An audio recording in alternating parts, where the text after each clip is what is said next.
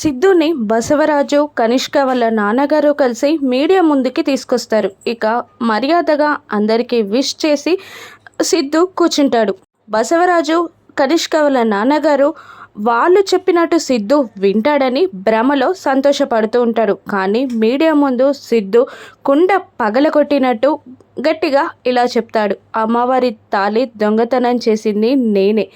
అది తులసి పర్మిషన్ లేకుండా తులసి మెడలో కట్టింది నేనే అని సిద్ధు చెప్పగానే బసవరాజు, కనిష్క, సిద్ధు వాళ్ళ నానమ్మ, కనిష్క వాళ్ళ నాన్నగారు అందరూ షాక్ అవుతారు. సిద్ధు మాటలకి మీడియా కూడా షాక్ అవుతుంది.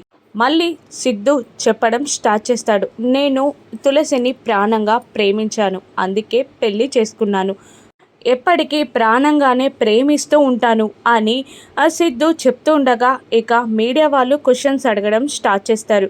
ఇప్పుడు మీ ఇంట్లో వాళ్ళు తులసిని కోడలిగా అంగీకరిస్తారా అని అడుగుతుండగా సిద్ధు ఎవరు అంగీకరించినా అంగీకరించకపోయినా తులసి నా భార్యగానే ఉంటుంది, నాకు ఎవరి పర్మిషన్ అవసరం లేదు అని సిద్ధు చెప్పగానే బసవరాజు ఇంకా షాక్ అవుతాడు. ఇక తులసిని భార్యగా సిద్ధు ఇంటికి తీసుకొస్తాడా, బసవరాజు ఏం చేస్తాడు రాను ఎపిసోడ్స్లో చూద్దాం. Thank you for watching.